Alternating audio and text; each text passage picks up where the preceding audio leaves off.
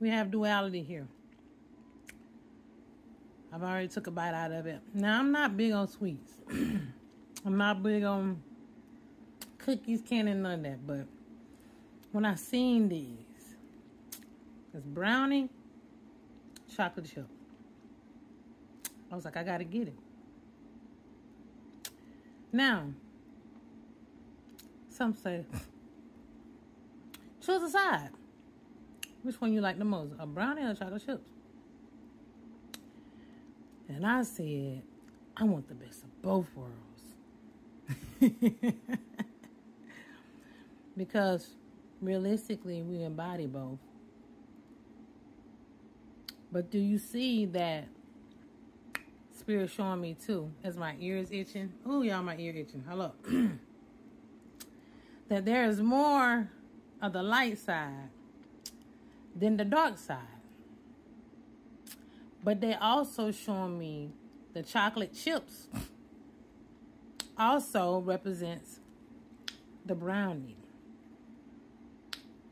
that's merging in. Or maybe Spirit saying we're coming out of the dark and going into the light. Right now we're in the middle. Thank you, Spirit. That's why I bit the middle. Now we're in the in-between. Oh, God, it's stuck. And some of us are stuck. Some of us not. Some people don't know which way to go, but we are stuck right here while people are deciding. But we're coming out of this dark energy, all right, 1:44 on the clock, going into the light, right?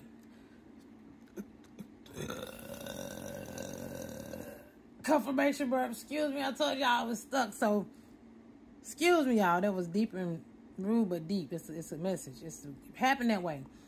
So, it was so deep and long because it took a lot of digging and a long time to get here. But as you see, we still got some resonance here of the dark.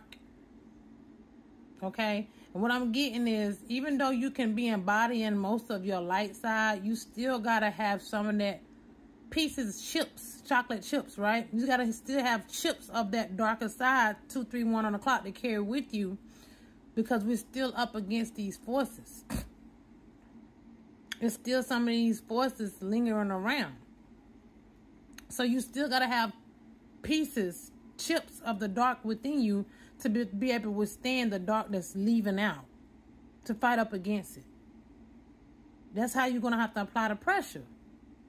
Because, and you do this by operating in love, right? Wanting the best for everybody, right? But at the same time, you're not going to take no shit, because a lot of people take your kindness for your weakness, and they always think you want to be in competition with them, or they got to be in competition with you. And this is not a competition. This is about your soul growth, your individual journey. And some of us soulfully, yes, have been doing this longer than a lot. Those are the ones you see in the stories told that has went through it the most. All they fucking life. Like, no break. But God has kept them. You've been brilliant. You've been talented. You should be super successful in your life. Right? But so many demonic forces and obstacles have stood in your way. Not the ones that made things of themselves and having hard spots and now starting. You've been woke all your fucking life. You've been online all your life. And now that you're in your authoritative and you in your authenticity, you've always been here, but you're shining bright like a fucking diamond. A lot of people don't like it. And regardless, that's why some of those chips, 429 on the clock, that number is prominent in my life too. Those dark pieces having to linger around as the dark is going out. But either way, they want me to let you know that it's all sweet. All of it is good. All of it is an experience. But what we're trying to do is come back to our one whole self. And this also represents balance, they're telling me. Oh, God, excuse me. So, but the angels are around. Pay attention to the synchronicities. Yeah, it's a lot of things. It's going to go bump in the night. It's a lot of hocus pocus, focused people out here. But divine beings, you know who you are. I don't care how people paint you to be. They can get moved by you. They can feel some type of way about you. They can feel like you feel some type of way about them. And you don't feel no type of way about nobody because you're too focused on yourself. We just don't have to entertain everybody's perspectives. We can respect them, but we don't have to agree with what everybody else does because we don't entertain in some of the things that they partake in. And that's okay. You might not like some of the things I do. You might only like one thing that I say. You might not like anything that I say. But you got to respect my gangster, my hustle, my strive, you know what I'm saying? There's a lot of respect. You don't have to like me, but you can respect me because regardless, the reason why you don't like me is something to do with your own insecurities. Because my hustle and my drive and my ambition and my light should not be irritating you. But it will if you got a lot of demons in you, see? But I don't have to agree, and you don't have to agree naturally with things I do because it's not in alignment with how you are. You're not in alignment with how I operate.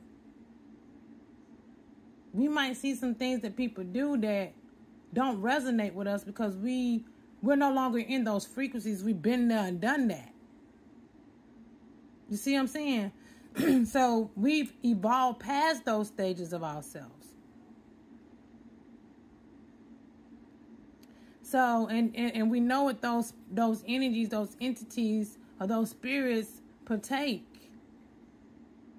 But it's not wrong that another person is intriguing themselves in their energy because they're just exploring, and that's okay. But we don't have to entertain it. Don't mean we don't like the person. Don't mean we jealous and we just on another level. We all on different frequencies, and that's okay. That don't mean we have to be in competition either. Because over here, baby, I'm not competing with nobody because I respect and know my lane. I know who I am. See, I know who I am and whose I am. I'm never confused. And I don't hold a jealous spirit. I don't hold insecurities. If I did, even with my teeth and my skin, baby, I know who I am. And I know this is from magic. So, baby, I don't care about none of that. You see what I'm saying? That's why I'm able to get up here and still express myself boldly because I love all of me. I'm not insecure about nothing to do with me. Nobody should be insecure about anything to do with them. But what we can do is make everything sweet in our experiences and enter and understand that these dualities exist all together. And although we're in between, yes, you're going to have to choose. Because in a minute, give me a second. In a minute, this is going to take place. But do you see how still some of the light is here? See, some of the divine beings, as I got chocolate on my finger, it's still going to have to stay behind a little bit because these people, confirmation, excuse me. And those are very powerful souls who choosing, these are very powerful souls who still got a little karmic energy to get out of, okay? They're still not quite out of it. Going to be here in this energy. And then their karmic energy that they still getting out of, withstanding all of this darkness, is going to show these, hopefully, how to come into this. And even with this, you got some darkness still, some chips here. And that's because we've done most of the work. And we still got some things to work on. But because we worked on so much, we get to come here in this higher realm. Because God knows, the divine knows that we're going to clear this energy out. But this is going to take place. Even though this might seem more delicious, because we know we like our brownies. You might have to go with the chocolate chip, baby. So you can chip these parts of yourself away so you can make that jump into the divine realities, because it's just what it is. But whatever you choose, it's okay. It's a perspective. It's all meant to get put back together and become one whole self.